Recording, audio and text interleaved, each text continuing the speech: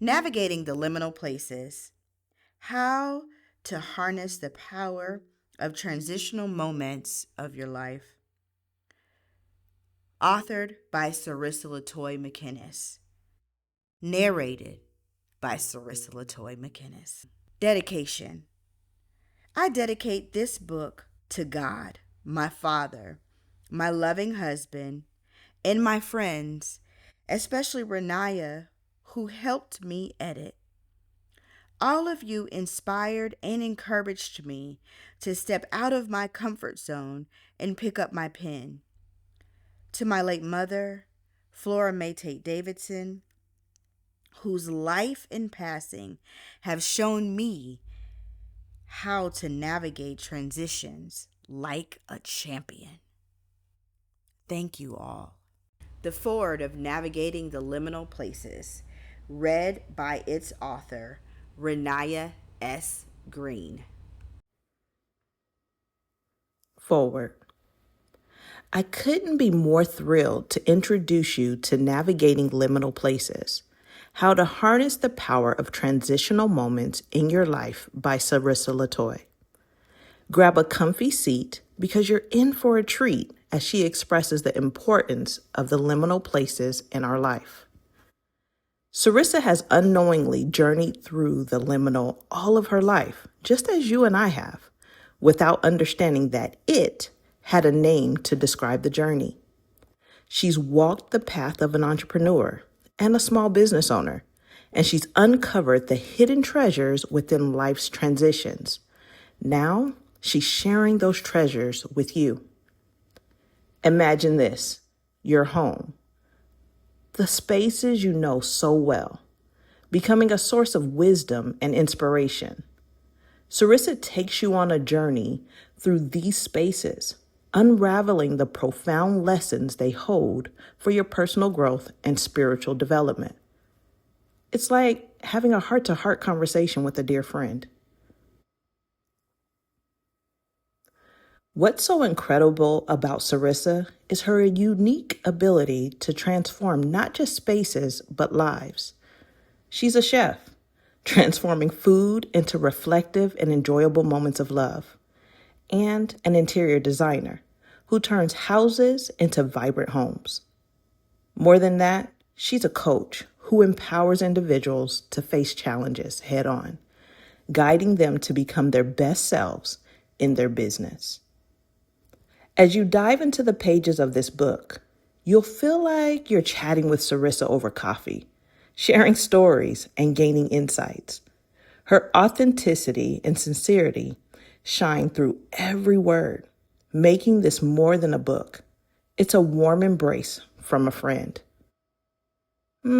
Consider Navigating Liminal Places your personal invitation to thrive in every transition.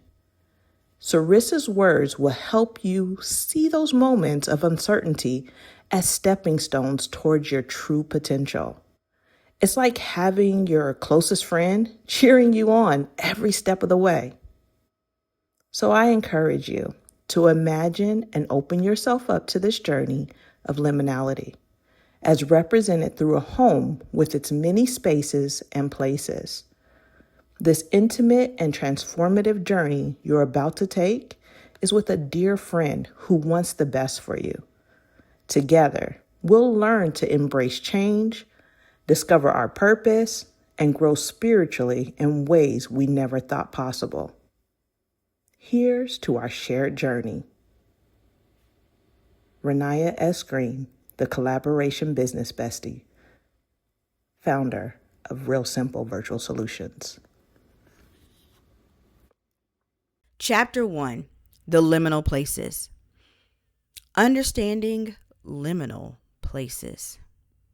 The first time I heard the word liminal, I couldn't help but wonder, what does that mean? I was in the middle of a phone conversation with a friend, pouring out the details of the many changes happening in my life. During that time, I was navigating a new marriage, my business was evolving, and I was changing and growing personally. As my friend attentively listened, she introduced me to the concept of liminality, something she had recently come across. I had never encountered this term before, and their seemingly straightforward explanation left me both curious and puzzled. She described it as a space between no longer and not yet, the transitional zone where I had moved away from where I started, but had not yet arrived at my destination. Understanding the concept of the liminal place is crucial because knowing what something is enables us to make the most of it. I've emphasized this before, but it's essential to grasp that you can't effectively use something unless you comprehend its purpose.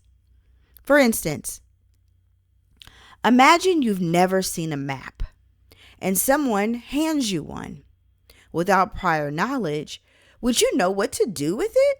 I vividly recall when I was learning to drive and my stepfather placed a map in front of me. I felt overwhelmed and perplexed because I had no idea how to use it.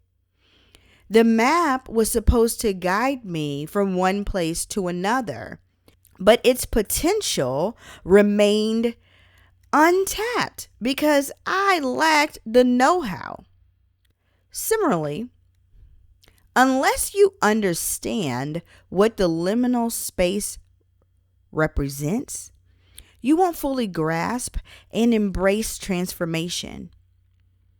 My aim is to help you swiftly recognize the liminal place and adopt the right mindset toward it so that you can take full advantage of the opportunities it offers. To harness the power of liminal places effectively, we must first grasp the meaning of the term liminal.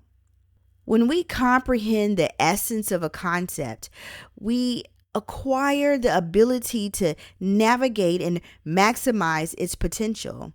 Liminal places are those in-between areas where we find ourselves neither here nor there. It's precisely this place that I want you to tap into and seize as an opportunity. As I always do with any new words, I swiped to my quick menu bar on my phone, Samsung, tapped on the Merriam-Webster, and began the deepest deep dive I've been on yet. My friend Miriam defines liminal as being an intermediate state, phase, or condition, in between, transitional. In Latin, the word literally translates to threshold. I can think of so many in-between places in my life. I've had moments in my childhood that I recall being in between. That summer between middle school and high school, and those feelings of excitement and nervousness. I had seasons of being in between singlehood and marriage, and even marriage and divorce. Both of those are a whirlwind of emotions. Being in between, I don't have my life right, and I need to live for the Lord. I've had so many in between moments, and I've been in so many in between places that I thought to myself, my God, today, this one word explains so much. I've seen several graphs and charts and all the things online and even in books that try to depict this place. And in these charts and graphs, it really seems like it's so small. It's so minuscule, so tiny that it can mean much at all. Some transitions are small and some are huge, but none are minuscule. According to Merriam-Webster, minuscule means very small. When I think of small things, I think of things that are inconsequential, things that don't really matter, things that you can go without. But, friends, we cannot go without change, growth, and transformation. Change, growth, and transformation are vital parts of life. They are vital for the abundant life. Change, growth, and transformation can be hard. It can be frustrating. And it can be difficult. But just because something is difficult doesn't mean that we should not face it head on. Just because something is challenging doesn't mean we should throw in the towel and quit. Jesus desires for us to have an abundant life. John 10:10 from the New American Standard Bible, 1995 edition states, "The thief comes only to steal, kill, and destroy.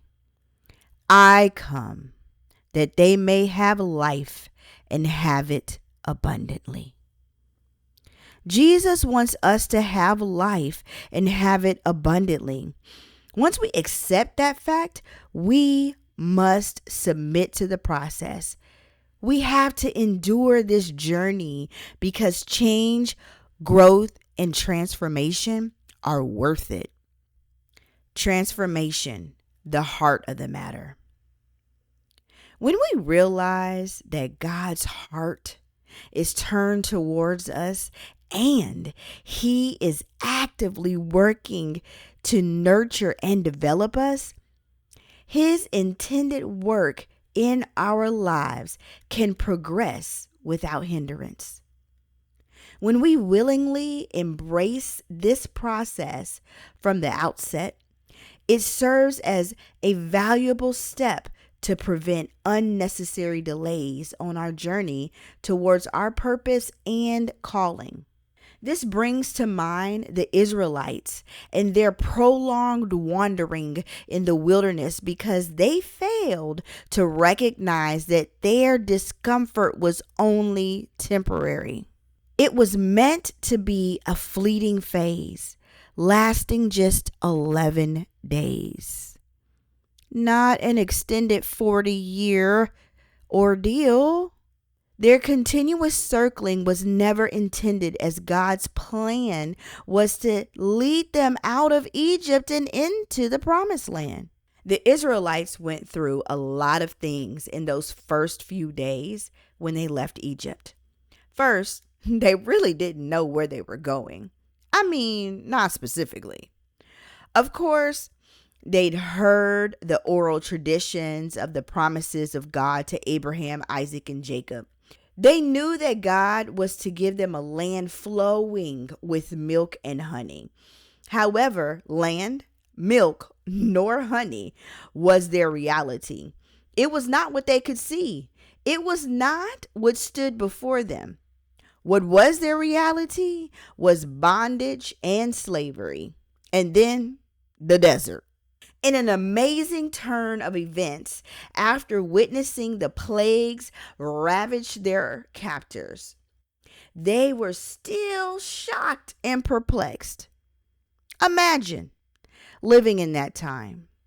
You've seen water turn into blood, frogs, lice, flies, livestock die, boils, hail, locusts, darkness, and the killing of firstborn children.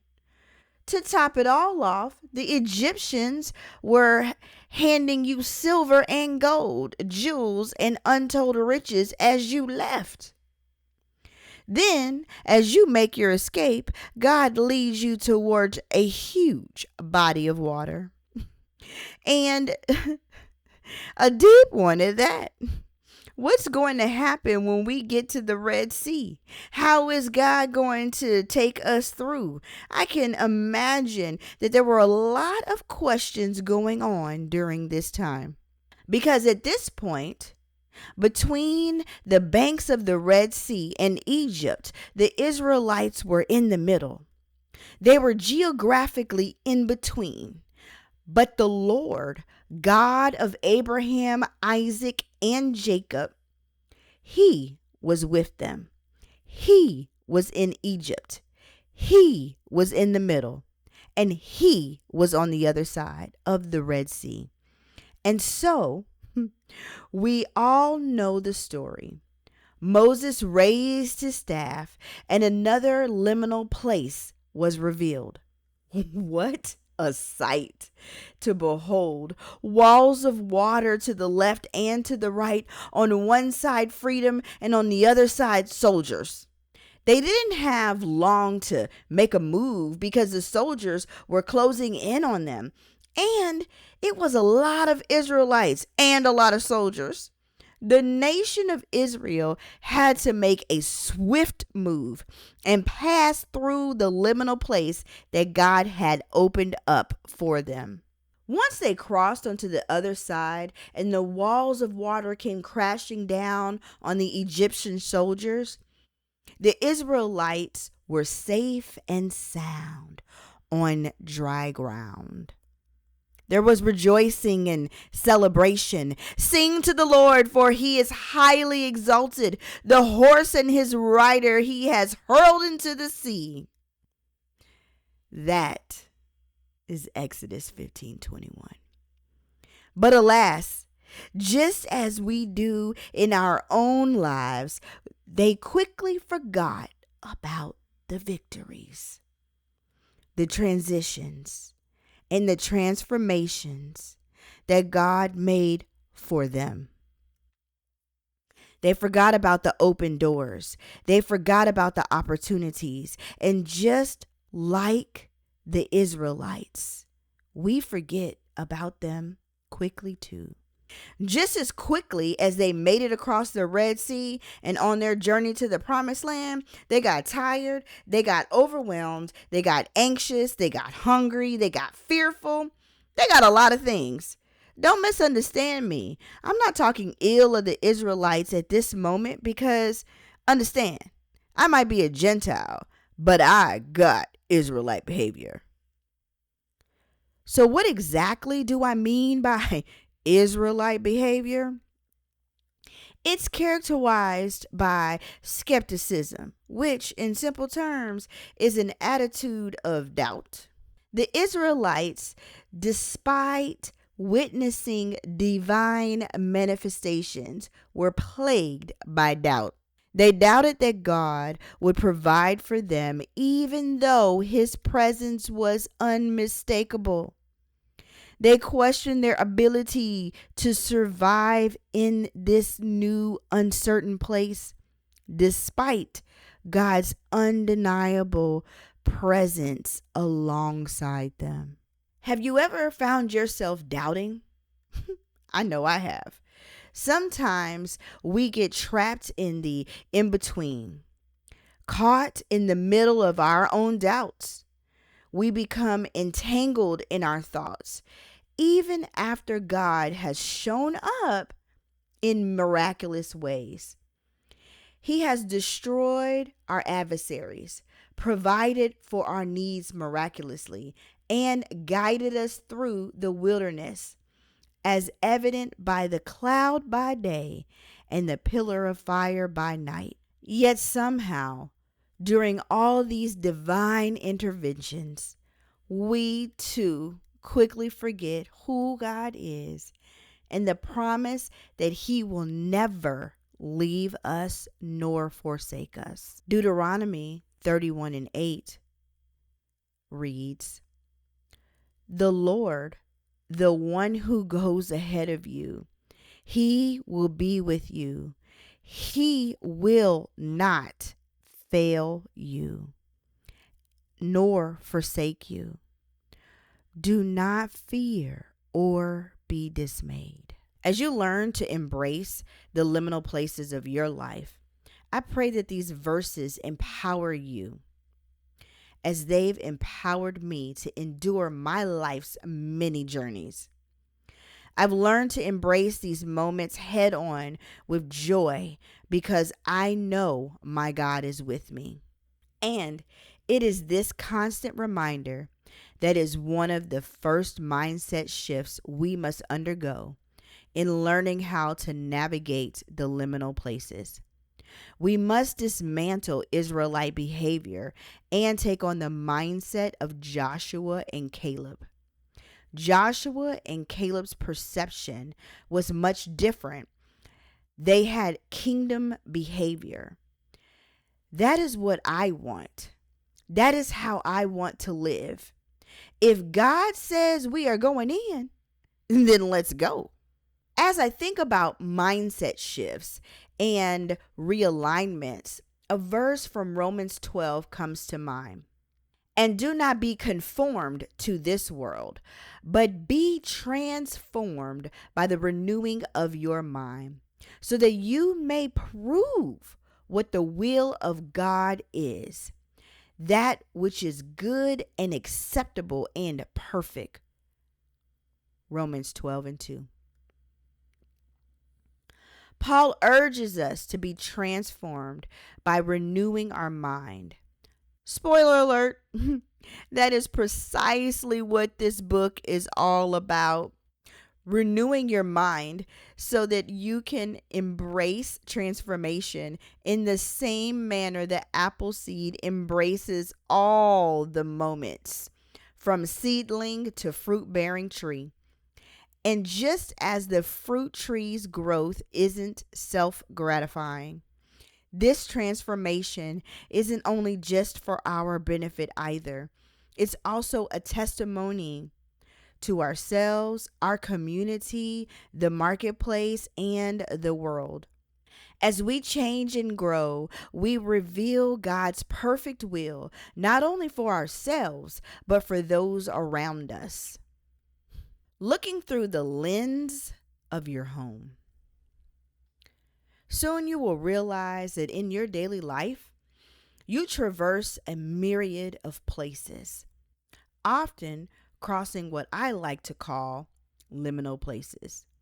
These are the transitional thresholds that link one area to another within our homes. Every time we move from room to room, we pass through liminal places, crossing thresholds, navigating hallways, descending stairwells.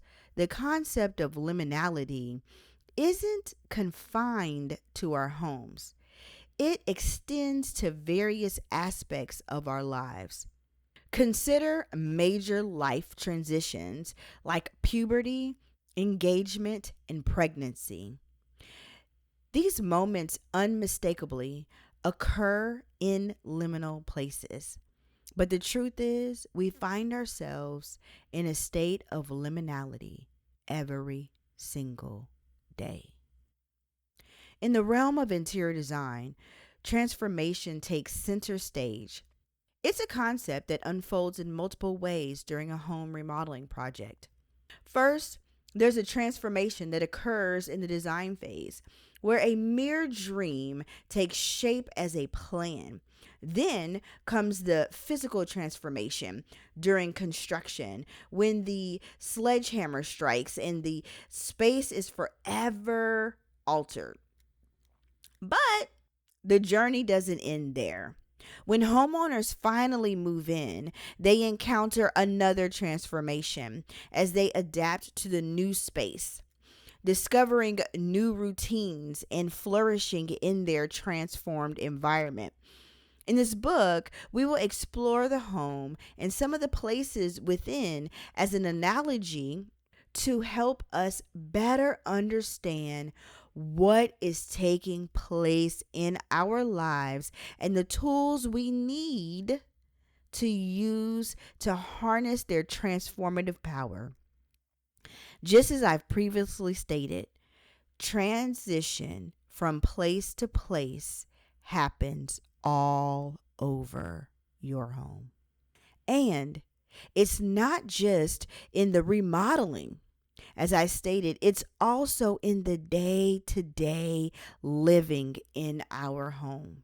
And because it's my heart's desire for you to embrace the space and the places of liminality, I'm going to have you picture it through the lens of your home. Welcome to the world of liminality within your home.